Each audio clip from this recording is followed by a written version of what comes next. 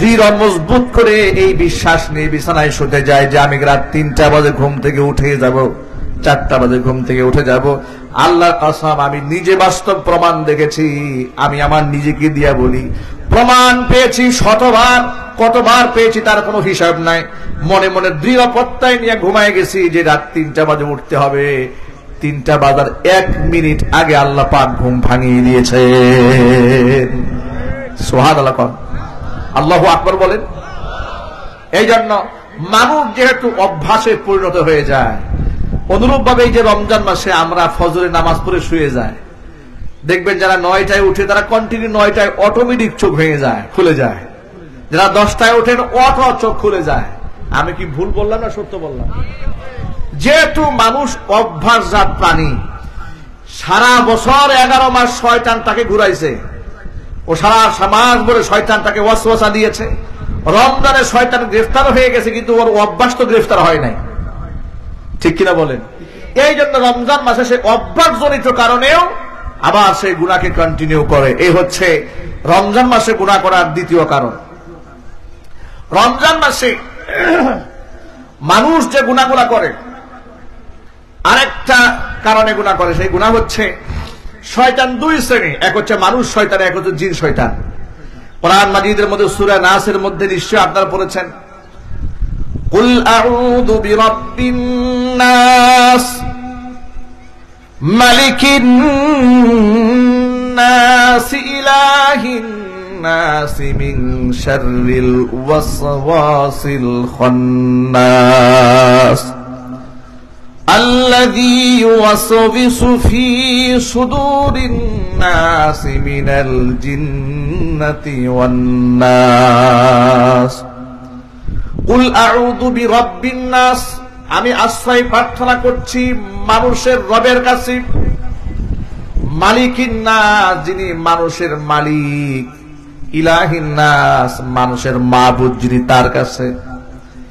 মিন শাররিল ওয়াসওয়াসিল খান্নাস, আমি আশ্রয় প্রার্থনা করছি সেই মহান রবের কাছে, কুমন্ত্রণাকারী, প্রবঞ্চনা দানকারী খান্নাস শয়তান থেকে।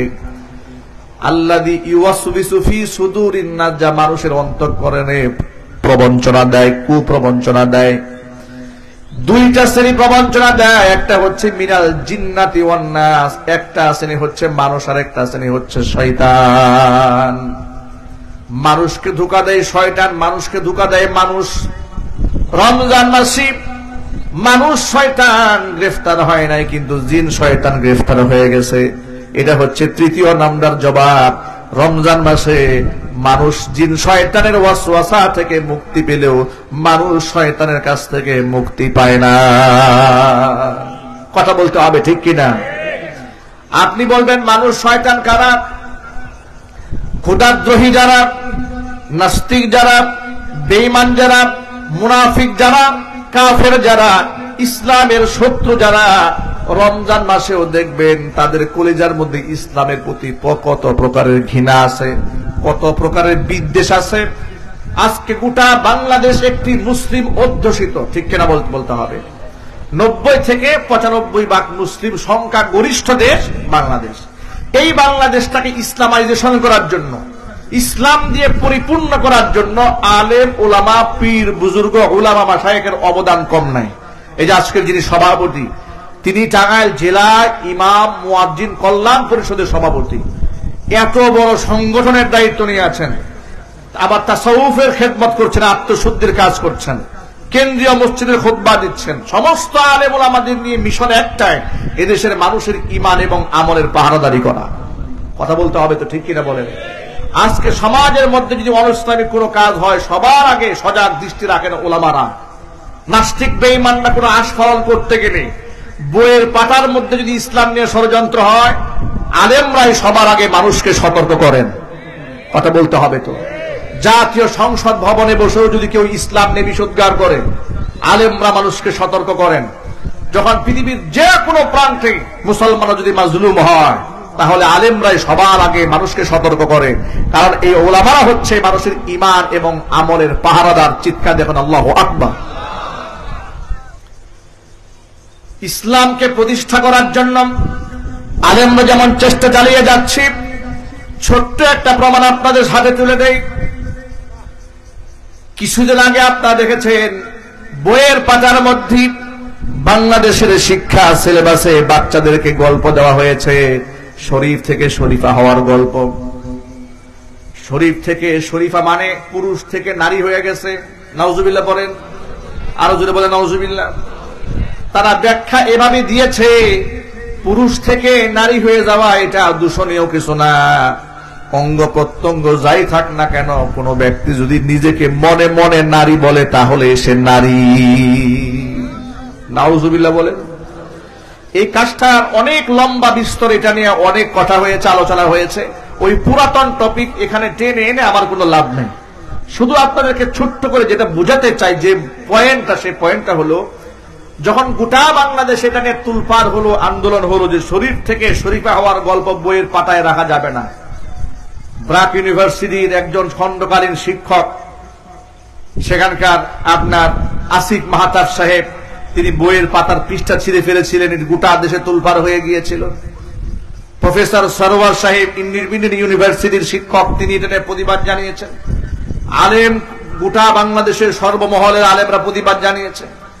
এদেশের কিছু কুলাঙ্গার বুদ্ধিজীবীরা বলল, শরীফ থেকে শরীফা হওয়ার গল্পের মধ্যে তো সমকামিতার কিছু আমরা দেখতে পাচ্ছি না। হুজুররা যে বারবার বলে এর মধ্যে সমকামিতা আছে, সমকামিতা আছে, তো কোথায় আছে? তারা নিজেদেরকে খুব চালাক পণ্ডিত মনে করে। আপনাদেরকে খুব সহজে বলি, একটা ছেলে 20 বছর ছেলে ছিল, হঠাৎ করে সে বলল এখন থেকে আমি নারী। এরপরে সে 3 পিস পরা শুরু করলো, কানের মধ্যে দুল পরে, নাকের মধ্যে ফুল পরে, হাতের মধ্যে চুড়ি পরে, বালা পরে, নারীদের ড্রেস আপ পরে। আপনারা একটু বলেন, যদি তাকে নারী হিসেবে স্বীকৃতি দেওয়া হয় তাহলে সমাজের মধ্যে অসুবিধা আছে না নাই? একটু জোরে বলতে হবে। 1 নাম্বার সমস্যা হচ্ছে শরিয়ান সমস্যা। নবী করিম সাল্লাল্লাহু আলাইহি ওয়াসাল্লাম বলেছেন, নবী করিম সাল্লাল্লাহু আলাইহি ওয়াসাল্লাম বলেছেন, লা'নাল্লাহু নিসা আল মুতাশাব্বিহাতি বির রিজাল। আল্লাহ রাব্বুল আলামিন ওই সমস্ত পুরুষদের উপর লানত করেছেন যে পুরুষরা নারীদের বেশভূষা ধারণ করে। বেশভূষা ধারণ করলেই যদি লানত পাওয়া যায়, তাহলে যদি নিজেকে একেবারে মহিলা বানায় ফেলে তাহলে কি হবে? আল্লাহ পাকে গজব পড়বে না? কোরআনে কারীমের মধ্যে আল্লাহ বলেছেন, লা তাবদীলা লিখালকিল্লাহ, আল্লাহর সৃষ্টির মধ্যে কোনো পরিবর্তন করা জায়েজ নাই, হারাম।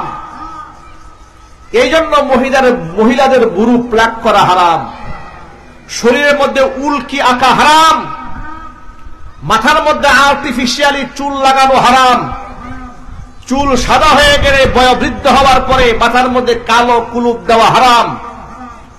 এই সমস্ত কারণে হারাম করা হয়েছে। কারণ আল্লাহর সৃষ্টির একটা গতানুগতিক ধারা আছে, আল্লাহর সৃষ্টির একটা স্বাভাবিক প্রকৃতি আছে, এটাকে পরিবর্তন করা জায়েজ নাই, হালাল না হারাম? যদি বলেন, নারীরা নারীদের বেশভূষা নিয়ে থাকবে, পুরুষরা পুরুষের বেশভূষা নিয়ে থাকবে।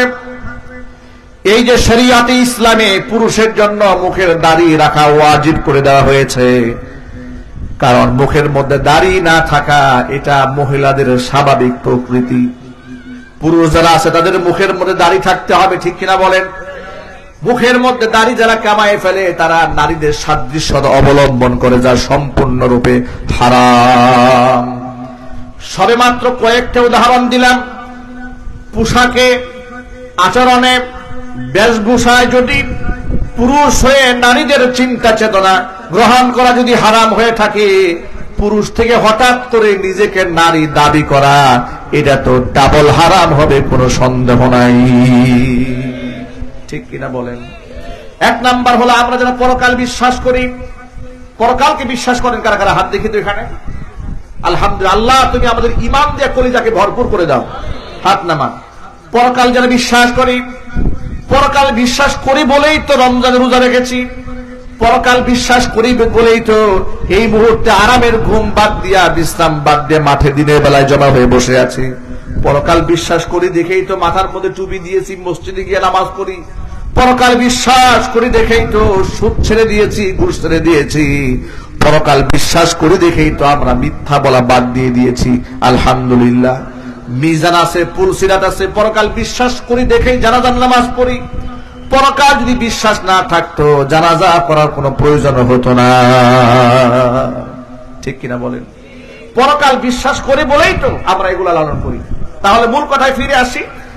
আল্লাহর হাবিব বলেন, পুরুষ হয়ে নারীর বেশভূষা ধারণকারী কিংবা নারী হয়ে পুরুষের বেশভূষা ধারণকারী ব্যক্তির উপরে আল্লাহ পাকের লানত।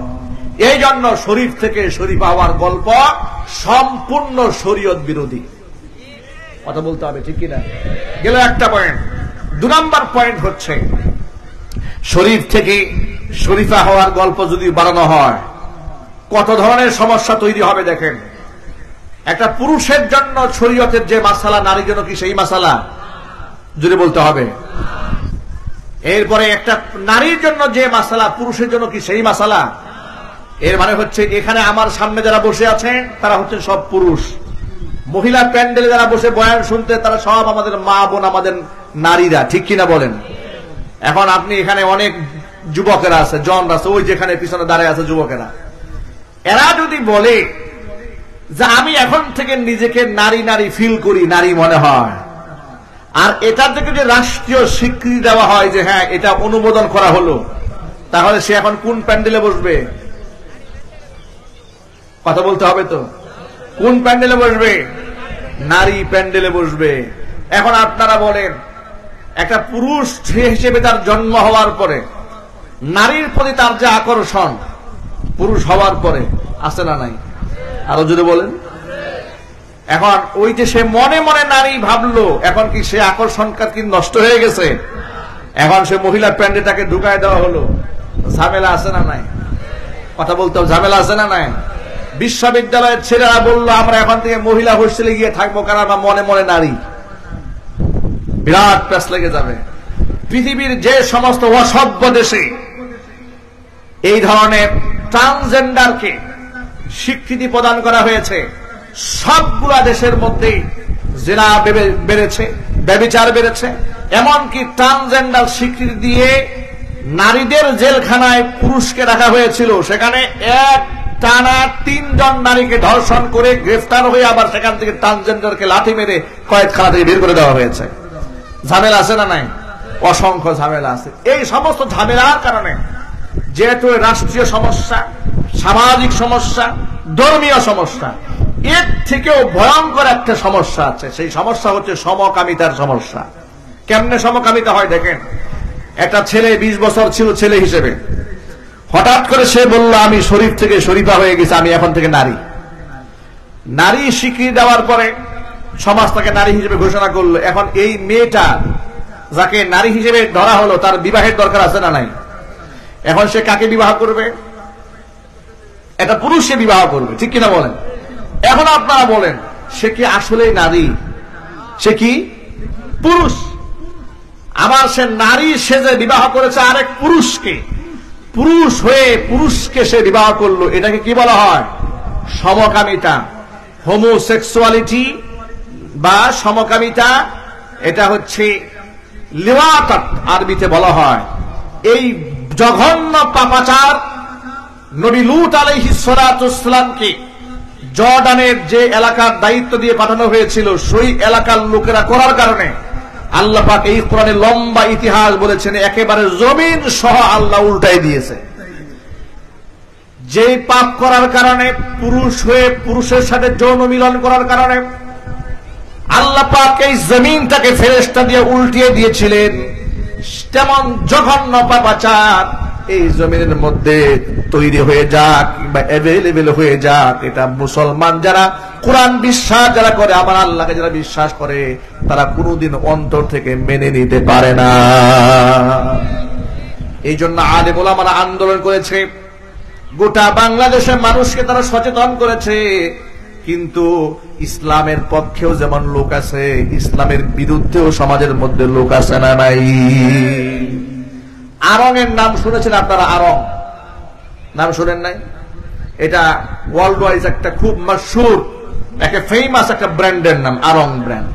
ওরা পাঞ্জাবি করেছে, দুধ করেছে, ইত্যাদি ইত্যাদি করেছে। আমাদের সভাপতি সাহেব সংক্ষিপ্ত পরিসরে চমৎকার কিছু কথা বলেছেন যে ইসলামের শত্রু যারা, তাদের সাথে সব ধরনের সম্পর্ক আমাদের ছিন্ন করতে হবে, তাদের পণ্যগুলাকেও বয়কট করতে হবে, ঠিক কিনা বলেন? ইসরায়েলি পণ্য আমাদের বয়কট করতে হবে। অনুরূপ ভাবে ইসরায়েলের অন্যতম প্রোডাক্ট হচ্ছে এই আড়ং। এই আড়ং কি করেছে দেখেন, আমরা গোটা বাংলাদেশে সমকামিতা বন্ধ করার জন্য পুরুষ পুরুষকে বিবাহ করবে, এটাকে আপনারা কেউ চান? এই আওয়াজটা এত আসতে বলেন আপনারা। নারী নারীকে বিবাহ করুক, এটা আপনারা চান?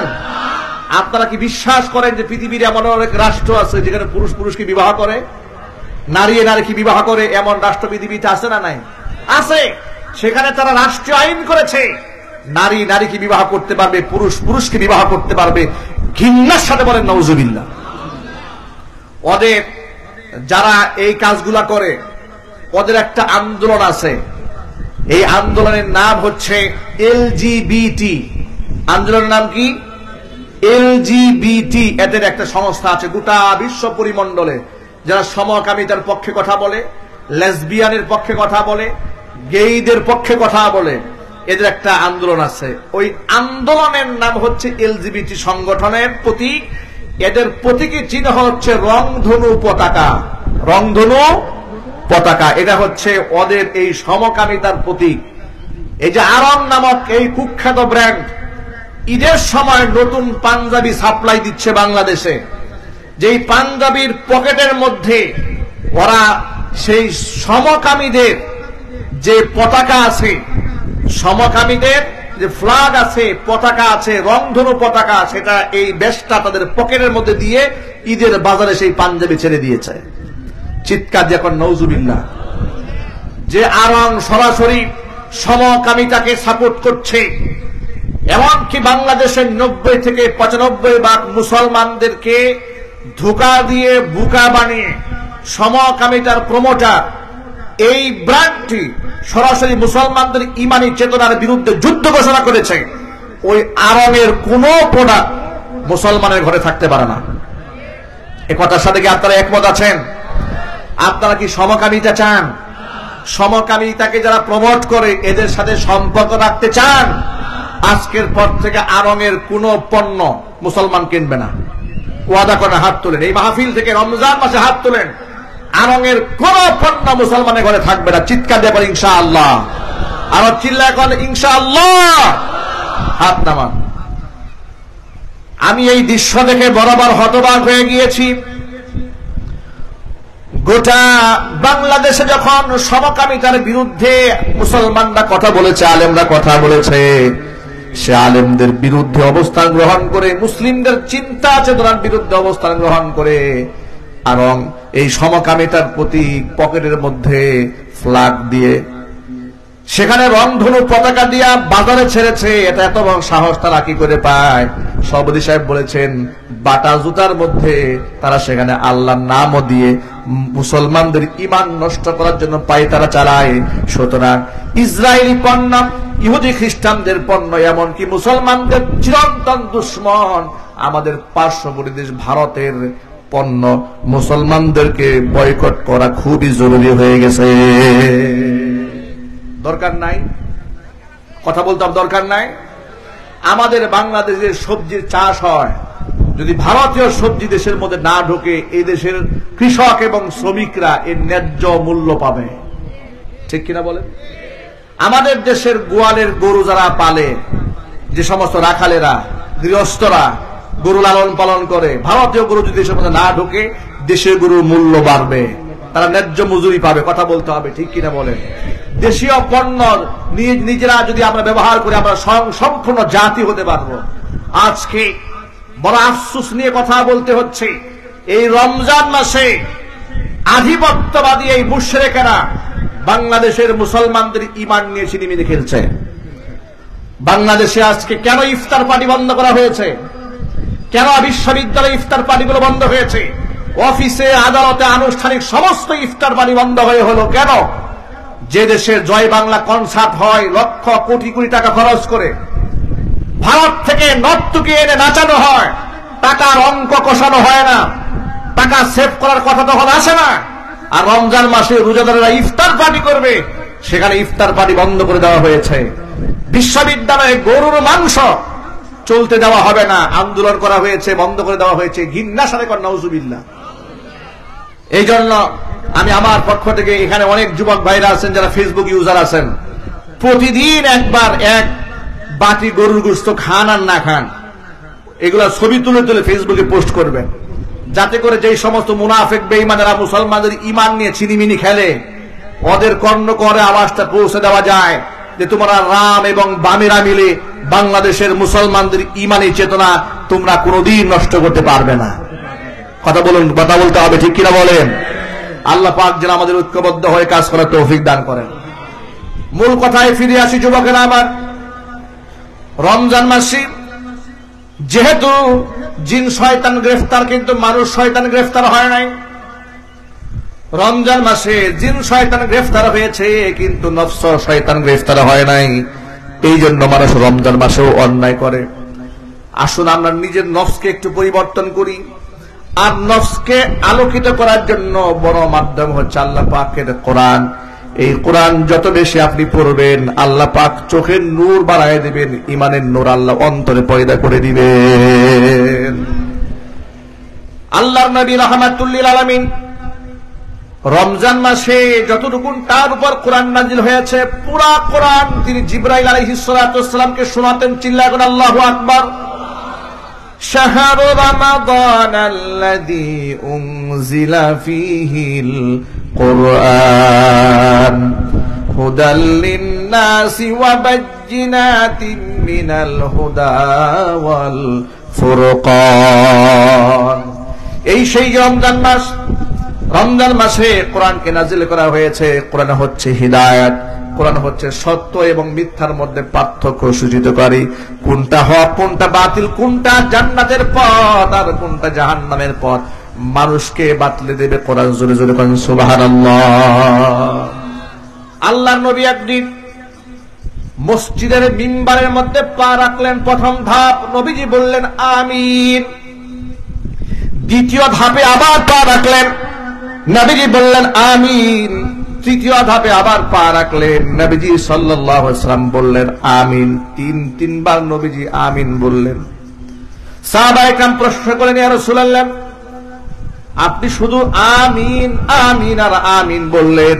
আমিন শব্দের অর্থ হচ্ছে আল্লাহ তুমি কবুল করে নাও, আল্লাহ তুমি কবুল করে নাও, আল্লাহ তুমি কবুল করে নাও।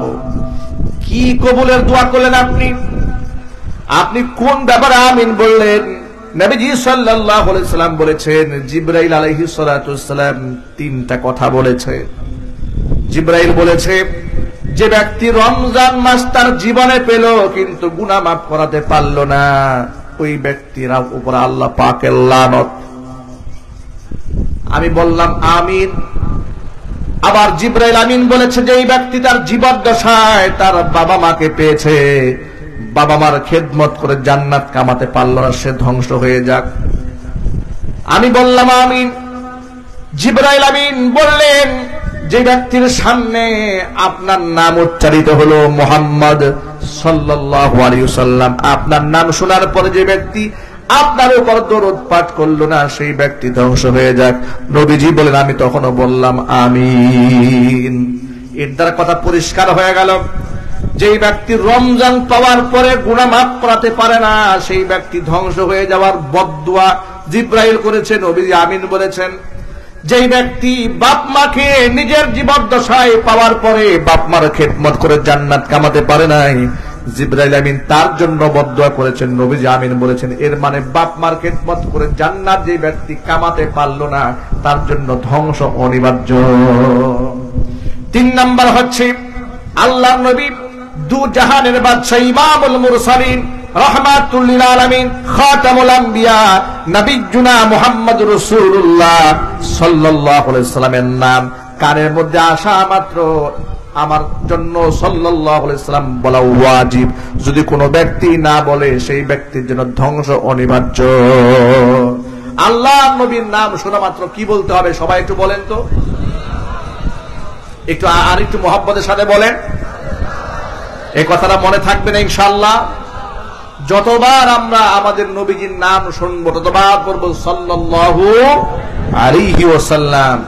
নবী সাল্লাল্লাহু আলাইহি ওয়াসাল্লাম বলেছেন, যেই ব্যক্তি আমার উপরে একবার দরুদ পাঠ করে, মান সাল্লা আলাইয়া ওয়াহিদান সাল্লাল্লাহু আলাইহি আশারা, যে ব্যক্তি আমার উপরে একবার দরুদ পাঠ করে মহান রব তার উপর 10 বার রহমত নাযিল করে। এমনকি তার আমলনামা থেকে 10টি গুনাহ আল্লাহ মুছে দেন, 10টি নেকি আল্লাহ পাক আমলনামায় লিখে দেন। জান্নাতের মধ্যে আল্লাহ পাক 10টি মাকাম দারাজাত আল্লাহ বৃদ্ধি করে দেন। এই জন্য রাসূলকে যারা বেশি ভালোবাসি তারা সব সময় জবানের মধ্যে সাল্লাল্লাহু আলাইহি ওয়াসাল্লাম এই জিকির আমরা করব, আমরা বলি ইনশাআল্লাহ। দেখুন আরব দেশে এখনো পর্যন্ত আমরা দেখেছি আরব বিশ্বের মুসলমানদের মধ্যে অনেক ভালো ভালো গুণ আছে। মানুষ হিসেবে ত্রুটি বিচ্যুতি নিশ্চয়ই কম বেশি সবারই আছে। তাদের ভালো কিছু দিক আছে, এর মধ্যে একটা বড় দিক হচ্ছে তাদের যদি মধ্যে ঝগড়া হয়, বিবাদ হয়, কোন ব্যক্তির সামনে গিয়ে হলে একবার আল্লাহুম্মা সাল্লি আলা মুহাম্মদ সাল্লাল্লাহু আলাইহি ওয়াসাল্লাম দুরূদ শরীফ পড়া মাত্র এদের ঝগড়া ওখানে শেষ। আল্লাহু আকবার বলে। এই আদব নবী করিম সাল্লাল্লাহু আলাইহি ওয়াসাল্লামের প্রতি এই শ্রদ্ধা, এই ভালোবাসা, এই ভক্তি, এই মহব্বত আরব দেশের লোকদের এখনো আছে। আর আমরা ঝগড়া করতে গেলে ফাহেসা ভাষা, একে অপরকে কত গালিগালাজ করি। আল্লাহ তুমি আমাদের জবানকে হেফাজত করো। প্রিয় ভাইয়েরা আমার, রমজান আল্লাহ দিলেন নিজেকে পরহেজগার বানাবার জন্য। আপনি শুনে অবাক হবেন, নবীজি সাল্লাল্লাহু আলাইহি ওয়াসাল্লাম বলেছেন রমজান মাসে কোন ব্যক্তি যদি একটা সুন্নাত আদায় করে আল্লাহ রাব্বুল আলামিন অন্য মাসের ফরজ ইবাদতের সমান সওয়াব আল্লাহ আমলনামায় লিখে দিবে। রমজান মাসে যদি কোন বান্দা একটা ফরজ আদায় করে আল্লাহ পাক বান্দার আমলনামার মধ্যে 70টা ফরজের সওয়াব দান করে দিবেন। রমজান মাস যখন শুরু হয়ে যায় রহমতের ফেরেশতারা ডেকে ডেকে বলতে থাকে, ইয়া বাগিয়াল খাইরি আকবিল, তোমরা যারা নিজেদের কল্যাণ চাও। আচ্ছা আমরা কি নিজেকেও ভালো চাই না? কারা কারা ভালো চায় হাত দেখি তো। নিজেদের ভালো, কথা আছে নিজের ভালো পাগলেও বুঝে, কথা বলে না কেন? হাত নামান। এক লোক একেবারে প্রচন্ড গরমের মধ্যে লেবু বিক্রি করতেছে। লেবু, আচ্ছা লেবু তো কেজিতে বিক্রি হয় না হালিতে বিক্রি হয়? কথা বলে না। আগে হালিতে এখন কেজিতে আসছে। আল্লাহ রহমত কি এমনি উঠে যাচ্ছে দিন দিন সমাজ থেকে। তরমুজ এটা এখন কেজিতে বিক্রি হয়, ঠিক কিনা বলেন? জানি না কথাটা কতটুকু অথেন্টিক। কিছু কিছু বর্ণনার মধ্যে পেয়েছি, কিন্তু আমার তাহকিক করা হয় নাই। শুনেছি ফেরাউনের আমলে ফেরাউন নাকি তরমুজ কেজিতে বেচত। এই জানে আজকে সমাজের মধ্যে ব্যবসায়ীদের অন্যায়কারী ব্যবসায়ীদের সিন্ডিকেটের কারণে অসংখ্য মানুষরা মাজলুম হচ্ছে। আমার বলতে কোনো দ্বিধা নাই। খুব কষ্ট লাগে মনে যখন দেখি এই দেশের অসাধু লোভী পাপিষ্ঠ ব্যবসায়ীদের কারণে সাধারণ মানুষ কত কষ্ট পায়। পেঁয়াজ পচনশীল দ্রব্য, আলু, এরপরে এগুলো সব পচনশীল জিনিস, পচায়া গালায়া ফেলে দেবে, এরপরে সস্তা মানুষের কাছে বিক্রি করবে না। কথা বলতে হবে, ঠিক কিনা বলেন? আমরা দেখেছি আলুর মধ্যে আপনার ভিতর থেকে শিকড় বের হয়ে গেছে কোলেস্ট্রলে রাখতে রাখতে, এরপরে আলুর দাম কমাবে না, প্রয়োজনে পচায়া ডাস্টবিনে ফেলে দেবে, মানুষের কাছে সস্তায় বিক্রি করবে না। আল্লাহ পাকের লানত তাদের উপরে। নবী করিম সাল্লাল্লাহু আলাইহি ওয়াসাল্লাম বলেছেন কৃত্রিম ক্রাইসিস তৈরি করে যারা খাদ্যদ্রব্যের দাম বাড়িয়ে দেয়, পরকালে তো সীমাহীন সাজা আছে, দুনিয়াতেও আল্লাহ রাব্বুল আলামিন তাকে ভিখারি এবং ফকির না বানায় মারবেন না। চিৎকার দিয়ে এখন নাউযুবিল্লাহি মিন যালিক। আল্লাহ পাক যেন এই ধরনের অন্যায় থেকে আমাদেরকে হেফাজত করেন। জোরে কোন আমিন। এক লোক প্রচন্ড গরমের মধ্যে লেবু বিক্রি করতেছে। লেবু বিক্রি করার সময় লেবুতে আপনার 4টায় তো এক হালি হয় নাকি?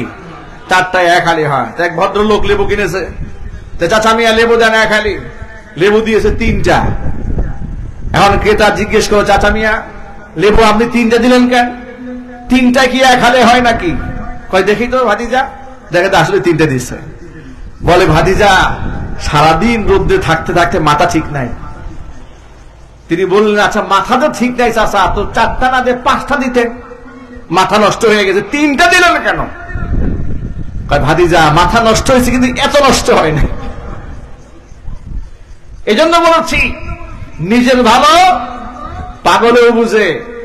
এখন আমরা তো আমাদের ভালোটা বুঝি না, নিজের ভালো আলহামদুলিল্লাহ আমরা বুঝি।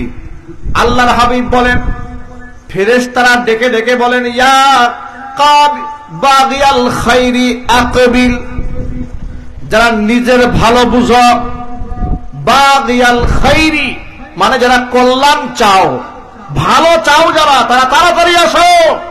আকবিল, তোমার জন্য ভালো অফার এসেছে। সুবহানাল্লাহ পড়েন। তোমার জন্য ভালো অফার এসেছে রমজান মাস। এই রমজান মাসে একটা বার তুমি শুধু পড়বা আলিফ লাম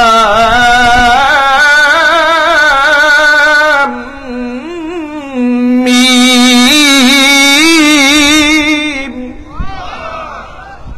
একবার তুমি পড়বে আলিফুন হারফুন লামুন হারফুন মিমুন হারফুন। অন্য মাসে তেলাওয়াত করলে 30 নেকি হতো, রমজান মাসে যখন তুমি পড়লা তখন 30 সাথে সাথে সম্পর্ক হবে না। এক একটা হরফের বিনিময়ে আল্লাহ পাক 700 গুণ পর্যন্ত সওয়াব বাড়াইয়া দিবে। আল্লাহর রহমতের দুয়ারগুলো আল্লাহ উন্মুক্ত করে দিয়েছেন। আসমানের দরজার মধ্যে এখন তালা লাগানো নাই, আসমানের সবগুলি দরজা এখন খোলা। রমজান মাসে আল্লাহর কাছে আপনি যা চাবেন, চাইতে দেরি হবে, আল্লাহর কাছে কবুল হতে দেরি হবে না। রমজান মাসে বেশি বেশি দান করবেন, সদকা করবেন। উম্মুল মুমিনিন মা আয়েশা রাদিয়াল্লাহু তাআলা আনহা বলেছেন, আল্লাহর হাবিব সারা বছর তিনি তো জাওয়াদান কারীমা ছিলেন, এত বেশি দান করতেন, দান করতে করতে করতে করতে নিজের ঘরে খাবার থাকতো না। আল্লাহর হাবিব সাল্লাল্লাহু আলাইহি ওয়াসাল্লামের কাছে একবার এক লোক এসেছে, এসে বলছে, নবীজি আপনি আমাকে একটু খাবার দেন। নবীজি সাল্লাল্লাহু আলাইহি ওয়াসাল্লাম আয়েশার ঘরে নক দিলেন, আয়েশারে কোনো খানা আছে? মা আয়েশা বলেন, ইয়া রাসূলুল্লাহ, আল্লাহর কসম আমি আয়েশার ঘরে পানি ছাড়া কোনো খাবার নাই। হাফসা রাদিয়াল্লাহু তাআলা আনহার ঘরে নবীজি নক দিলেন, হাফসা বলেন, নবীজি আল্লাহর কসম আমার ঘরে পানি ছাড়া কোনো খাবার নাই। ভাবা যায়, যিনি শাহাদাত আঙ্গুল ইশারা করলে চাঁদ দ্বিখণ্ডিত হয়ে যায়, রাস্তায় হেঁটে গেলে মেঘমালা যাকে ছায়া দেয়, মরা গাছের নিচে বসলে গাছ জিন্দা হয়ে যায় যার সম্মানে, দুর্বল উটের গায়ে স্পর্শ করলে উট সবল হয়ে যায়। আল্লাহু আকবার বলেন। এমন একজন ব্যক্তি, তার ঘরের মধ্যে খাবার নাই, 2 দিন 3 দিন পর্যন্ত চুলার মধ্যে আগুন জ্বলে না। মা এসে যখন বলেন পানি ছাড়া খাবার নাই, হাফসা বলেন পানি ছাড়া খাবার নাই।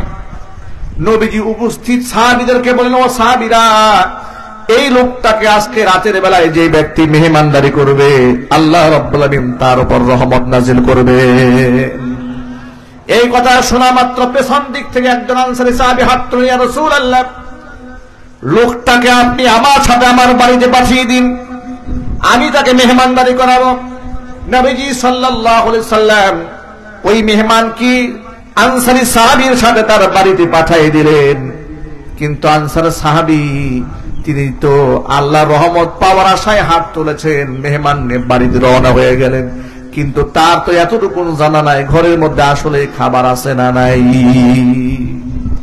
বাড়িতে যাওয়ার পরে মেহমানকে ঘরের এক কোনায় রেখে বিবিকে কাছে টেনে জিজ্ঞেস করলেন, বিবির ঘরের মধ্যে কি মেহমানদারি করার মতো খাবার আছে? বিবি বললেন, শোনো, আমাদের ঘরে তুমি খাওয়ার জন্য, আমি খাওয়ার জন্য কোনো খাবার নাই, মেহমানদের দেওয়ার মতো কিচ্ছু নাই, বাচ্চাদের কিছু শিশু খাদ্য আছে, বাচ্চাদের খানা। সাহাবী বললেন, শোনো, আল্লাহ রাসূল বলেছেন এই মেহমানকে মেহমানদারি করলে আল্লাহ পাক রহমত দেবেন, সুতরাং বাচ্চাদেরকে আজকে না খাওয়ায় রাখো, বাচ্চাদেরকে না খাওয়ায় ঘুম পাড়ায় দাও, কিন্তু বাচ্চাদের খানাটা মেহমানের জন্য প্রস্তুত করে দাও। এবার সাহাবী বাচ্চাদের খানা মেহমানের জন্য প্রস্তুত করলেন, আর মেহমানের সাথে মেজবান খাবারে অংশগ্রহণ করা হচ্ছে সুন্নাহ। এখন একেবারেই সীমিত খাবার, মেহমানের সাথে যদি মেজবান খেতে বসেন তাহলে মেহমান তৃপ্তি করে খাবার খেতে পারবেন না। এই জন্য একটা কৌশল তিনি অবলম্বন করলেন। বিবিকে বললেন, শোনো, তুমি যখন আমার সামনে মেহমানের সামনে খাবার দিবা, একটা মাত্র প্লেটে খাবার দিবে, আমার হাতে একটা খালি প্লেট দেবে, ঘরের বাতিটা কৌশলে বন্ধ করে দিবা, অন্ধকার রাতে আমি খালি প্লেট হাত দিয়ে নাড়াচাড়া করব, আমার মেহমান যেন বুঝতে পারে খাবারে তার সাথেও আমি শামিল হয়ে গেছি। আল্লাহু আকবার বলে। আমরা মেহমান দেখলে নারাজ হই, কষ্ট পায়, মনে আঘাত পায়, মনে মনে চিন্তা করি, আরে আমার বাড়ি সব খানা খেয়ে ফেলেছে। আল্লাহর কসম, মেহমান আপনার বাড়ির খানা খায় নাই, মেহমান তার নিজের জন্য বরাদ্দকৃত খাবারটাই গ্রহণ করেছে। চিল্লা এখন আল্লাহু আকবার। আল্লাহ নবীও বলেছেন, মেহমান আল্লাহর রহমত নিয়ে ঘরের মধ্যে ঢোকে, আল্লাহর রহমত নিয়েই ঘর থেকে বের হয়ে যায়। সুতরাং বাড়িতে মেহমান আসলে আমার মায়েরা বোনেরা কথা শুনতে পাচ্ছেন, নারাজ হবেন না। আপনি মনে রাখবেন, আপনার ঘরে মেহমান ঢুকেছে মানে আল্লাহর রহমত ঢুকেছে। সুবহানাল্লাহ। আল্লাহ নবী সাল্লাল্লাহু আলাইহি ওয়াসাল্লাম এই ব্যাপারে খুব কঠোর শব্দ বলেছেন। মেহমান আসার পরে যারা খারাপ ব্যবহার করেন কিংবা ভুরু কুঞ্চিত করেন, আল্লাহর হাবিব বলেছেন, মান কানা ইউমিনু বিল্লাহি ওয়াল ইয়াউমিল আখির, যে ব্যক্তি আল্লাহর উপর ঈমান আছে, পরকালের উপর যার ঈমান আছে, ফাল ইউকরিম দাইফাহু, সে যেন মেহমানকে সম্মান করে। সুবহানাল্লাহ বলেন। কোন ক্রমে, কোন কালেই, কোন ওজরেই মেহমানের সাথে দুর্ব্যবহার করা যাবে না, হারাম। মেহমানের সাথে দুর্ব্যবহার করা কি? হারাম। এই কাজগুলো করা যাবে না। আল্লাহ পাক যেন আমাদের বুঝার তৌফিক দান করেন। এবার মেহমানকে তারা রাতের বেলায় নিজেরা না খেয়ে বাচ্চাদেরকে না খাইয়ে খাবার খাওয়ালেন, মেহমানদারি করলেন। সকালবেলা সাহাবী ফজরের নামাজে যখন শামিল হয়েছে, নবী করিম সাল্লাল্লাহু আলাইহি ওয়াসাল্লাম ওই সাহাবীর চেহারার দিকে তাকিয়ে তাকিয়ে মুস্কি মুস্কি হাসতেছিলেন। সাহাবীকে ডাকলেন, সাহাবীর কাছে আসো, শোনো। কাছে আসছেন। কাছে আসার পরে নবীজি বললেন, তুমি এবং তোমার স্ত্রী দুজনে মিলে গত রজনীতে মেহমানের সাথে যে আচরণটা করেছো, জিবরাইল আমিন এসে আমাকে সব বলে দিয়েছে। আল্লাহু আকবার বলে। এমন কি শুধু তাই নয়, কোরআন মাজিদে আল্লাহ পাক রব্বুল আলামিন আয়াত নাযিল করে দিয়েছেন, ওয়া ইউথিরুনা আলা আনফুসিহিম ওয়ালাউ কানা বিহিম খাসাসা। কোরআন মাজিদ আল্লাহ পাক সাহাবীদের প্রশংসা করে বলেন, এই সাহাবীরা এমন উন্নত চরিত্রের অধিকারী হয়েছে, নিজেদের মধ্যে ক্ষুধা দারিদ্রতা থাকার পরেও যারা নিজের উপরে অন্যকে প্রাধান্য দিতে পারে, তারাই হচ্ছে নবীর সাহাবীরা। যখন সুবহানাল্লাহ। প্রসঙ্গক্রমে আপনাদের সামনে ছোট্ট করে একটা কথা বলি। এই যে আমার দিকে তাকান। আহলুস সুন্নাহ ওয়াল জামাতের আকীদার সাথে সংশ্লিষ্ট একটা গুরুত্বপূর্ণ অধ্যায়, খুব ভালো করে খেয়াল করেন। সাহাবায়ে কেরাম, তাদের ব্যাপারে আমাদের ঈমান কেমন হওয়া উচিত, নবীদের উপর আমাদের ঈমান কেমন হওয়া উচিত। আম্বিয়া আলাইহিমুস সালাতুস সালাম হচ্ছেন বেগুনাহ মাসুম। নবীরা কি জোরে বলেন তো, কথা বুঝতে কষ্ট হচ্ছে। নবীরা কি? বেগুনাহ মাসুম। তাদের গায়ে কোনো সগীরা কবিরা জাহিরি বাতিনি ইচ্ছায় অনিচ্ছায় রাতের আধারে দিনের আলোতে কোন গুনাহ আল্লাহ স্পর্শ করে দেন নাই। জোরে কোন আল্লাহু আকবার। এটা আহলুস সুন্নাহ ওয়াল জামাতের আকীদা। এই বিশ্বাস রাখতে হবে, পৃথিবীর সমস্ত নবীরা বেগুনাহ মাসুম, নবীদের কোনো গুনাহ নাই। সাহাবায়ে কেরামের ব্যাপারে বিশ্বাস কি হবে? সাহাবায়ে কেরাম হচ্ছেন মাগফুর, আল্লাহ পাকের ক্ষমা প্রাপ্ত। তারা মাসুম নয়, শয়তানের ওয়াসওয়াসায় পড়ে তাদেরও ত্রুটি বিচ্ছুত হয়েছে, তাদেরও গুনাহ হয়েছে, কিন্তু তারা আল্লাহ পাকের ক্ষমা প্রাপ্ত, নাজাত প্রাপ্ত, জান্নাতের সুসংবাদ প্রাপ্ত। চিৎকার দিয়ে বলেন আল্লাহু আকবার। আমি এবং আপনি, আমরা সাধারণ মানুষ। সাহাবায়ে কেরামের দুশ্চর্চা করা কিংবা তাদের গুনাহ নিয়ে গবেষণা করা কিংবা আমার কোন বাক্যে, আমার কোন লিখনীতে, আমার কোন বক্তব্যে পৃথিবীর আদনা থেকে আদনা, ছোট্ট থেকে ছোট্ট সাহাবীরও সামান্যতম দোষ চর্চা করার কোন অধিকার নাই, হারাম। সাহাবায়ে কেরামের উপর বিদ্বেষ রাখা হারাম, সমালোচনা করা হারাম, তুচ্ছ তাচ্ছিল্য করা হারাম এবং কবিরা গুনাহ। নবী করিম সাল্লাল্লাহু আলাইহি ওয়াসাল্লাম এবার স্পষ্ট বলে দিয়েছেন, লা তাসুব্বু আসহাবি, খবরদার আমার সাহাবীদেরকে গাল বন্ধ করতে পারবা না। শুধু কি তাই, আল্লাহ আল্লাহ ফি আসহাবি, খবরদার আমার সাহাবীদের ব্যাপারে তোমরা আল্লাহকে ভয় করো। লা তাত্তাখিযুহুম গারদাম মিন বাদি, আমার পরে আমার সাহাবীদেরকে সমালোচনার টার্গেটে পরিণত করো না। মান আহাব্বাহুম ফাবিহুব্বি আহাব্বাহুম, সাহাবীদেরকে যারা ভালোবাসে আমি রাসূলের ভালোবাসার কারণেই তাদেরকে ভালোবাসে। ওমান আবগাদাহুম ফাবিবুগদি আবগাদাহুম, যারা সাহাবী বিদ্বেষ অন্তর লালন করে তারা আমার উপর বিদ্বেষের কারণে আমার সাহাবীদের উপর বিদ্বেষ লালন করে। সুতরাং সাহাবায়ে কেরাম আল্লাহ পাকের ক্ষমা প্রাপ্ত, জান্নাতের মেহমান তারা হয়েছেন। তারা আমাদের আদর্শ, অনুকরণীয়, অনুসরণীয়। কোরআনে কারীম আল্লাহ বলেছেন, আমিনু কামা আমানান নাস, আই আমানাস সাহাবা, সাহাবায়ে কেরামের ঈমানের মতো তোমরা ঈমান আনয়ন করো। আল্লাহু আকবার বলেন। সাহাবায়ে কেরামের ঈমান হচ্ছে আমার আপনার ঈমানের মানদণ্ড। কোরআন মাজিদ বলেছে, রাদিয়াল্লাহু আনহুম ওয়া রাদওয়ান, এই সাহাবীদের প্রতি আমি আল্লাহ সন্তুষ্ট, এরা আমার প্রতি সন্তুষ্ট। কোরআন মাজিদের মধ্যে সূরা হুজুরাতে ভিন্ন আয়াতে আল্লাহ পাক বলেছেন, উলাইকাল্লাযীনা ইমতাহানাল্লাহু কুলুবাহুম লিত্তাকওয়া, আমি তাকওয়ার জন্য এদেরকে পরীক্ষা নিয়েছি। আল্লাহু আকবার বলেন। সাহাবীদের ঈমানের কলবের অন্তরের পরীক্ষা আমি আল্লাহ নিয়েছি, ওরা পরীক্ষায় পাশ করেছে। এমন অবস্থা হয়েছে যে এরা নিজেরা টুকরা টুকরা হয়ে গিয়েছে, ঈমান থেকে এক চুল দূরে সরে যায় নাই। আল্লাহু আকবার বলবেন। খাব্বাব রাদিয়াল্লাহু তাআলা আনহুকে পেটানো হচ্ছে, কাফেররা পিটায়। কাফেররা বলল, খাব্বাব তোমার হাতের বাঁধন খুলে দেওয়া হবে, পায়ের শিকলটা খুলে দেওয়া হবে, তোমাকে আজাদ করে দেওয়া হবে, তোমার উপর টর্চার বন্ধ করে দেওয়া হবে, তোমার পরিবর্তে এখানে মুহাম্মদ সাল্লাল্লাহু আলাইহি ওয়াসাল্লামকে বেঁধে পিটানো হবে, তুমি রাজি আছো? খাব্বাব রাদিয়াল্লাহু তাআলা আনহু এতক্ষণ পর্যন্ত কাফের বেঈমানদের তীরের আঘাত, তরবারির আঘাত, গালমন্দের আঘাত সব সহ্য করেছেন। কাফের বেঈমানদের এই কথার আঘাত তিনি সহ্য করতে পারলেন না। খাব্বাব রাদিয়াল্লাহু তাআলা আনহু বলেন, কাফেররা আমাকে আজাদ করে আমার নবীকে এখানে বেঁধে পিটানো হবে দূরের কথা, তোদের নাপাক হাত দিয়া আমার নবীর গায়ে একটা ফুলও তোরা যদি নিক্ষেপ করিস, আমার গায়ে এক বিন্দু রক্ত থাকতে সেটা আমি বরদাস্ত করতে পারবো না।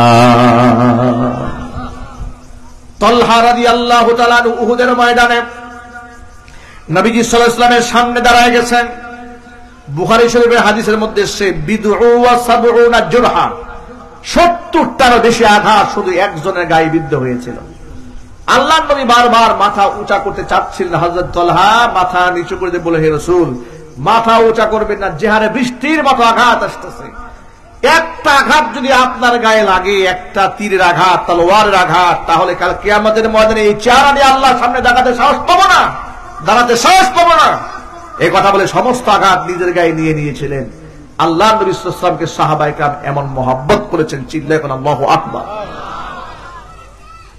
মাইজ ইবনে মালিক আল আসলামের মতো ব্যক্তি শয়তান ওয়াসওয়াসায় পড়ে জিনা করে ফেলেছেন। নবীজির কাছে এসে বলছেন, নবীজি আপনি আমারে পাক বানান, পাক বানান, পাক বানান।